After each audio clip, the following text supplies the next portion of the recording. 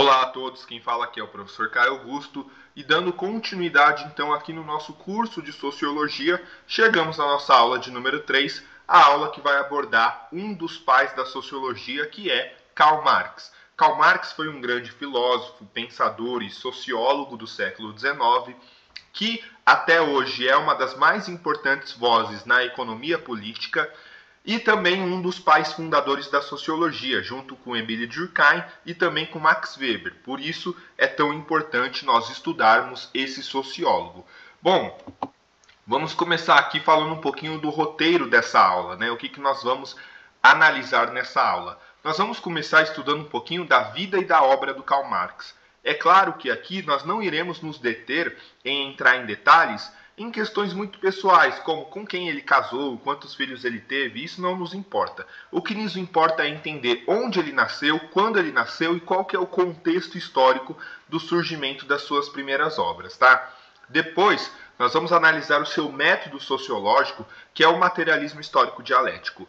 É bem importante vocês prestarem bem atenção no que eu vou dizer agora. Todas as vezes que nós estudamos um sociólogo, nós precisamos entender qual que é o seu método sociológico, tá? Todo sociólogo é um cientista, a sociologia é uma ciência, a ciência que estuda a sociedade, mas cada sociólogo vai ter o seu próprio método para estudar essa sociedade e o método do Karl Marx é o materialismo histórico dialético.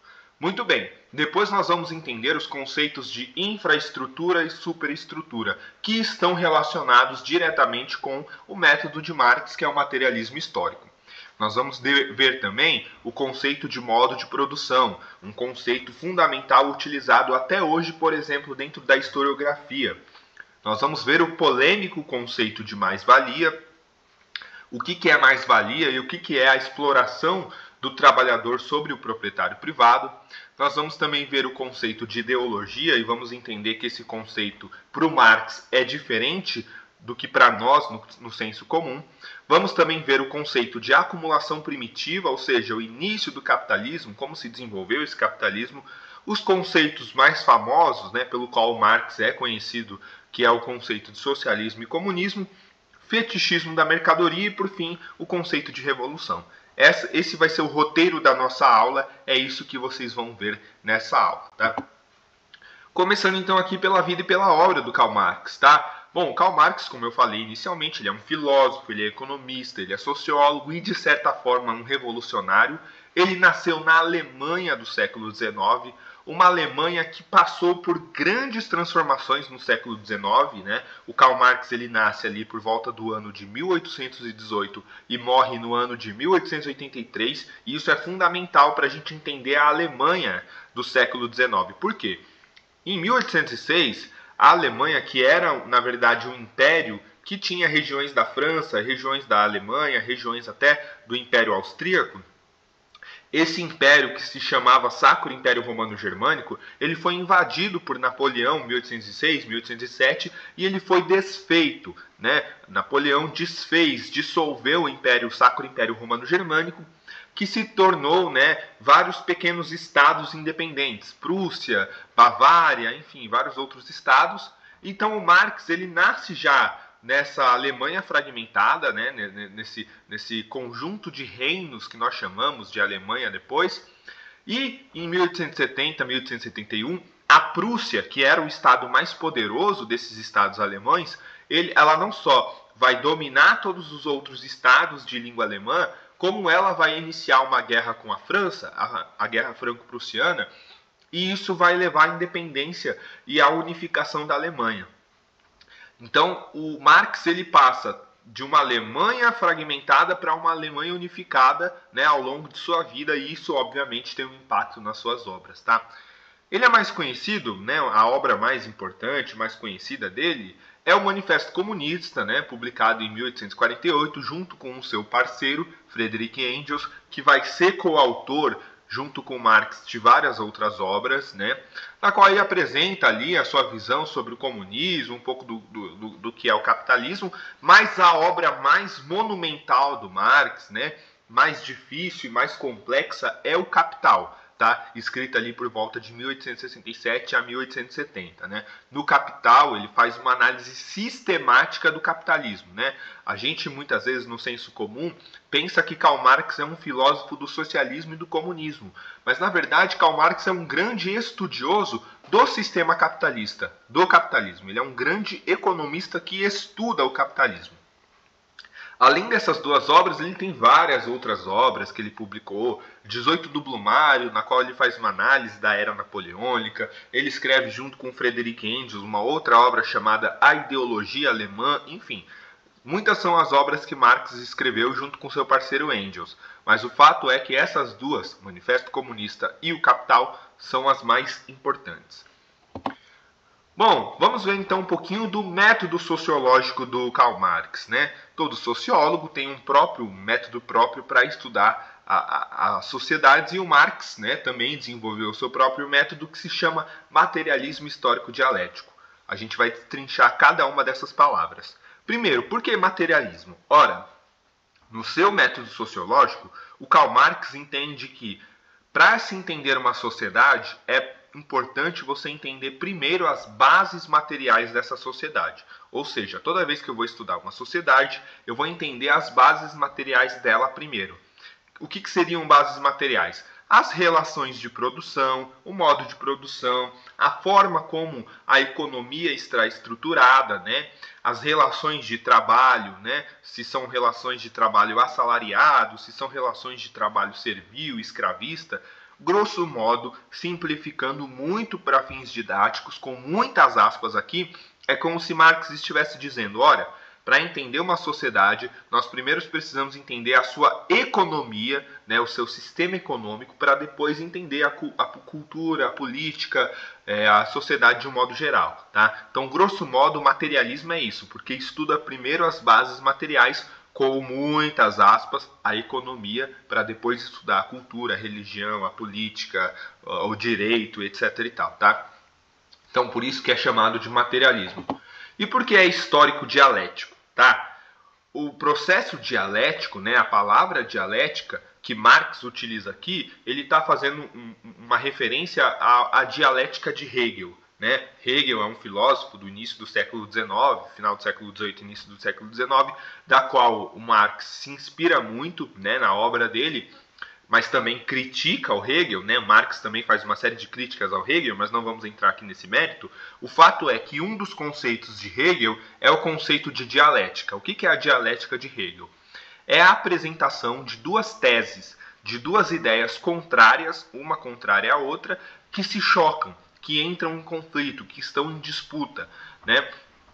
É muito famoso o conceito de Hegel de tese, antítese e síntese. Alguém apresenta uma tese, ou seja, uma ideia, outra pessoa apresenta uma antítese, uma ideia contrária, e chegamos a uma síntese, a uma ideia comum.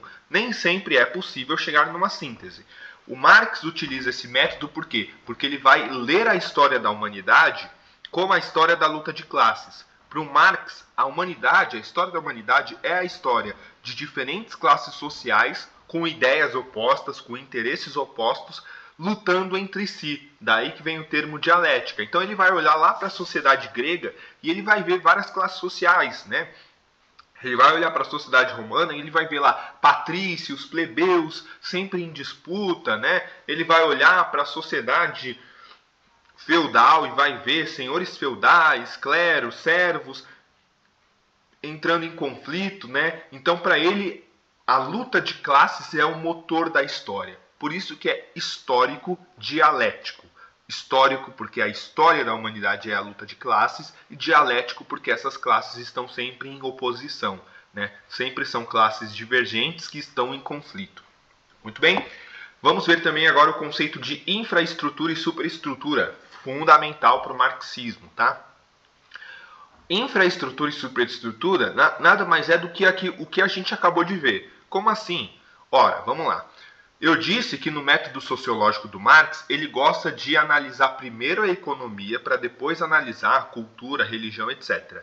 A infraestrutura nada mais é do que a economia, ou seja, nada mais é do que as bases econômicas de uma sociedade. né? Então, quando a gente pensa em infraestrutura, a gente está pensando nas relações de produção, nas forças produtivas, nas formas de propriedade, né? No sistema de trabalho, é um trabalho servil, é um trabalho assalariado. Então, esses conceitos econômicos, o Marx vai chamar de infraestrutura. Então, toda vez que ele vai analisar uma sociedade, ele vai analisar primeiro a infraestrutura dessa sociedade, abre aspas aqui, a sua economia, com muitas aspas, fecha aspas, e depois ele vai entender a sua superestrutura, que é a cultura, a política, a religião, a filosofia, etc.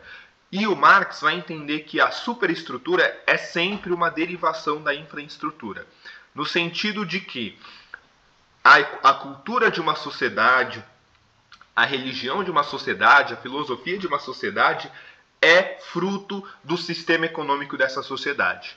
Então o Marx vai olhar para a sociedade egípcia, por exemplo, e vai falar, olha, por que os egípcios têm esses tipos de deuses, né? Deuses antropomórficos, ou seja, metade humano, metade animais. Por que esses deuses representam fenômenos da natureza, como o sol, a água, a fertilidade, né? Por que há uma pluralidade de deuses, né? Por que existe um faraó? O Marx vai olhar para tudo isso e vai falar, olha, tudo isso existe porque no Egito Antigo nós temos um sistema econômico específico, que é o modo de produção asiático. A gente vai ver mais para frente. Ou seja, a infraestrutura do Egito, que é o modo de produção asiático, permite com que a superestrutura, a cultura egípcia, exista da forma que ela é. Então, basicamente isso. Então, o Marx sempre vai analisar a infraestrutura de uma sociedade, a economia, para depois analisar a superestrutura, a cultura, a religião, política, etc, etc. Muito bem. Chegamos aqui, então, no conceito de modo de produção, né? Muito importante também para o método do Marx, tá? Modo de produção é a forma como uma sociedade se organiza para produzir os bens necessários para a sua sobrevivência, tá? Então, grosso modo, simplificando aqui para fins didáticos, é a economia, o sistema econômico de uma sociedade, como se organiza essa economia. O Marx vai entender que, ao longo da história, nós temos uma sucessão de modos de produção. Nós temos vários modos de produção que vão surgindo nas diferentes sociedades até chegar no modo de produção atual, que é o modo de produção capitalista. Então ele vai falar, olha, lá no princípio nós tínhamos o comunismo primitivo, que é um modo de produção na qual o homem não produz o seu próprio alimento, né? Ele vivia como um nômade, mudando de lugar, caçando e colhendo, né? O homem era caçador-coletor, não produzia o seu próprio alimento. Aí veio a Revolução Agrícola e aí o homem passou a produzir o seu próprio alimento, passou, né, a se organizar em grandes civilizações, e aí começa o modo de produção asiático, presente nas primeiras grandes civilizações, sumérios, babilônios, acádios, egípcios, etc. e tal. Não tinha propriedade privada aqui ainda. Mas aí depois começa o modo de produção escravista na Grécia e em Roma. Esse modo de produção escravista, ele é marcado não só pelo trabalho escravo, mas pela propriedade privada dos meios de produção. E aí nós temos o modo de produção feudal, na qual nós também temos propriedade privada dos meios de produção e um trabalho servil, uma relação de trabalho servil. Até chegarmos no capitalismo, que nós temos propriedade dos meios de produção e basicamente duas classes sociais, burgueses, que são os detentores dos meios de produção, e proletários, que são aqueles que não detêm os meios de produção, né? Trabalhadores e donos de fábricas, basicamente, donos de terras também, enfim. E o último estágio, o último modo de produção a ser atingido pela humanidade seria o comunismo. Claro que antes de atingir o comunismo tem uma etapa de transição que é o socialismo, que nós veremos mais para frente. Mas a história da humanidade, para o Marx, é uma sucessão de modos de produção e atualmente nós estamos no capitalismo, no modo de produção capitalista que depois será substituído, segundo Marx, para o comunismo. Muito bem, vamos então ver o polêmico conceito de mais-valia, tá? Bom, o Karl Marx, no seu método sociológico e na sua análise sociológica do capitalismo, nos seus estudos do capitalismo, ele vai entender que há uma relação de exploração dentro do capitalismo, e assim como em outras sociedades, né, nos outros modos de produção também. Mas no capitalismo há uma relação de exploração, da qual os proprietários dos meios de produção, vulgo burgueses, exploram a classe trabalhadora, exploram o trabalho da classe trabalhadora. De que forma?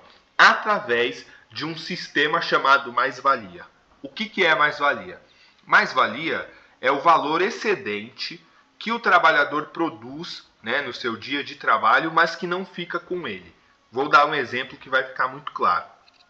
Imaginem que um operário trabalha numa fábrica de sapato. Por dia, esse operário consegue fazer 100 sapatos. Ele consegue produzir individualmente 100 sapatos. Tá?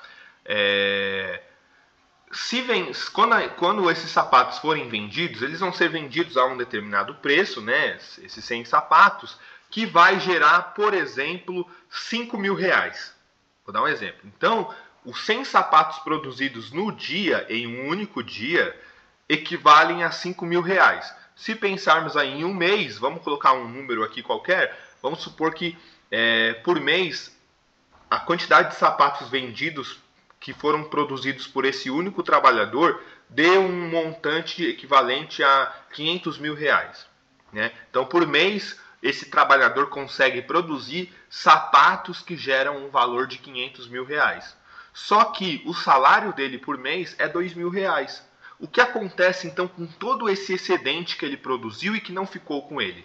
Para o Marx, esse excedente fica para o dono dos meios de produção. Ficou claro? Vamos rever o exemplo. Então, por dia, vamos até diminuir o exemplo. Tá?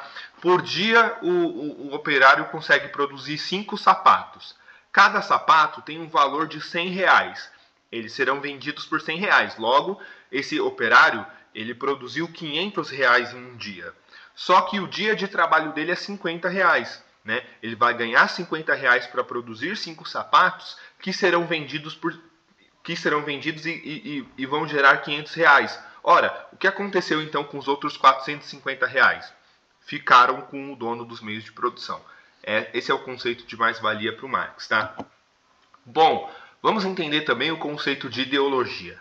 No senso comum, ideologia é vista como um conjunto de crenças, um conjunto de ideias que uma pessoa pode ter, ou um grupo pode ter, enfim, um partido político, uma religião, etc. e tal. Isso que nós entendemos por ideologia no senso comum. Para o Marx não é isso. Para o Karl Marx, ideologia é um conjunto de crenças construído pela classe dominante, ou seja, pela burguesia, no caso do capitalismo, para convencer a classe dominada e alienar essa classe dominada, impedindo que ela tome consciência de si mesma e se rebele, né, e inicie um processo de revolução. Tá? Então, ideologia é um conjunto de ideias, um conjunto de crenças construído pela classe dominante para alienar a classe dominada e impedir que ela se rebele, se revolte. Vamos dar um exemplo aqui nos dias atuais. Por exemplo, a ideia muito propagada por coaches, enfim, por picaretas de alguma forma da internet hoje em dia, a ideia de que todos podem ficar milionários, né? Então existe uma crença da meritocracia, que se você empreender, que se você trabalhar duro, você que é uma pessoa pobre, enfim, com poucas condições, pode se tornar um milionário, né? E todos têm a possibilidade de se tornar um milionário ou bilionário. Mas quando nós olhamos a vida dos milionários e bilionários, por exemplo, Elon Musk, Jeff Bezos, etc., nós percebemos que todos eles nasceram em berço de ouro. O Elon Musk, um dos homens mais ricos e bilionários do mundo, ele era filho de donos de minas de esmeralda na África do Sul. Ou seja, ele já nasceu como detentor dos meios de produção e como detentor do capital, né?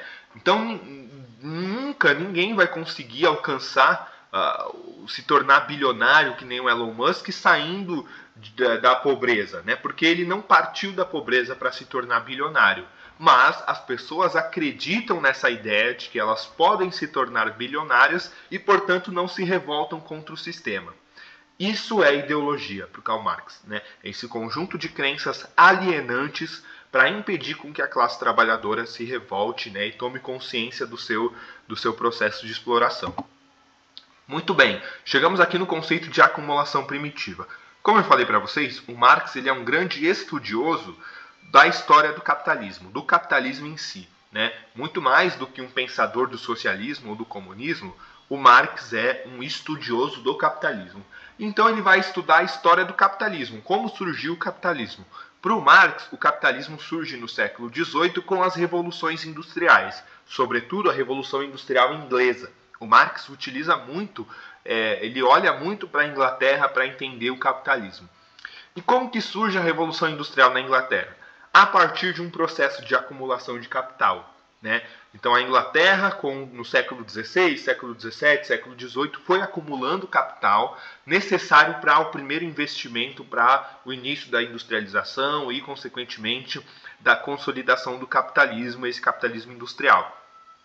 E como que a Inglaterra conseguiu acumular esse capital? De várias formas. Uma delas é a acumulação primitiva, que se deu a partir da privatização das terras comuns. Então, na Inglaterra haviam terras comuns, ou seja, terras que poderiam ser usufruídas por qualquer camponês e que não tinham dono, terras que não tinham dono, os camponeses podiam usar aquelas terras para produzir o necessário para a sua sobrevivência, mas aquelas terras não podiam ser vendidas, eram terras comuns.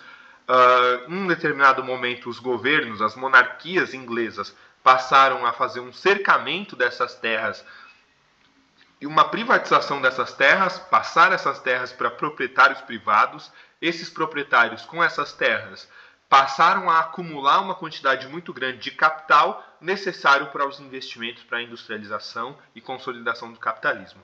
Então, o processo de acumulação primitiva é esse. O processo que deu o start da economia capitalista. Bom, chegamos aqui aos conceitos de socialismo e comunismo, os dois conceitos pelo qual o Marx é mais conhecido, e são os dois conceitos que as pessoas mais confundem. Há no senso comum a ideia de que socialismo e comunismo são a mesma coisa, e não são. São conceitos diferentes. Vamos entender. Vamos começar pelo comunismo. O comunismo é um modo de produção. É um modo de produção que substitui o capitalismo. Nesse modo de produção, nós não temos mais classes sociais, não existe mais a diferença de classes sociais, não existe mais a propriedade privada dos meios de produção e nem existe o Estado, porque o Estado se torna obsoleto. As pessoas estão em um nível de igualdade tão grande que não há mais a necessidade do Estado e, portanto, o Estado não existe mais. O comunismo nunca foi atingido na história da humanidade. Nunca existiu comunismo. Por quê? Nunca existiu uma sociedade sem Estado, aos moldes do comunismo. Para se atingir o comunismo, é necessário uma etapa de transição. Essa etapa de transição é o socialismo. Tá? O socialismo, então, nada mais é do que uma etapa de transição entre o capitalismo e o comunismo. Nessa etapa de transição, socialismo, os trabalhadores tomam consciência da sua exploração, do seu processo exploratório, se organizam, fazem uma revolução armada, toma o Estado e, a partir da tomada do Estado, inicia um processo de reformas que acaba com a propriedade privada dos meios de produção. Então, a coletivização da propriedade privada, a coletivização das terras e o início do processo de fim das classes sociais, tá? Que se consolida no comunismo. Esse é o socialismo, O socialismo pode ser entendido como a ditadura do proletariado que sobe ao poder a partir de um processo revolucionário e instala um sistema na qual não há mais a propriedade privada dos meios de produção e, com o tempo, vai se acabar também as classes sociais, tá? Esse é o socialismo, tá?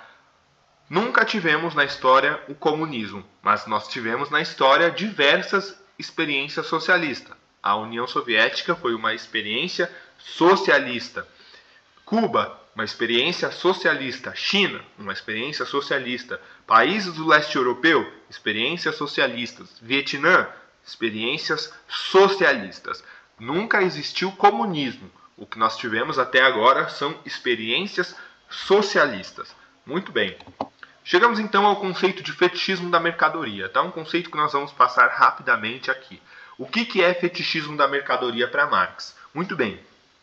Para o Marx, no capitalismo, os produtos, as mercadorias, elas não são mero produtos. Ou seja, uma roupa, ela não é simplesmente uma roupa que eu uso para me vestir. Um sapato não é simplesmente um sapato que eu uso para cobrir os meus pés, né? Um alimento não é simplesmente um alimento que eu como para matar a minha fome. Os produtos eles têm uma relação subjetiva. Eles ganham um verdadeiro corpo, eles ganham uma alma subjetiva. Ou seja, eu compro um sapato não mais pensando meramente em cobrir os meus pés, mas eu compro um sapato de uma determinada marca, porque aquela marca vai ter uma comoção social, né? Eu vou ser visto pela sociedade, as pessoas vão olhar e falar, caramba, ele tem um tênis da Nike, lançamento X, Michael Jordan, não sei o que, né?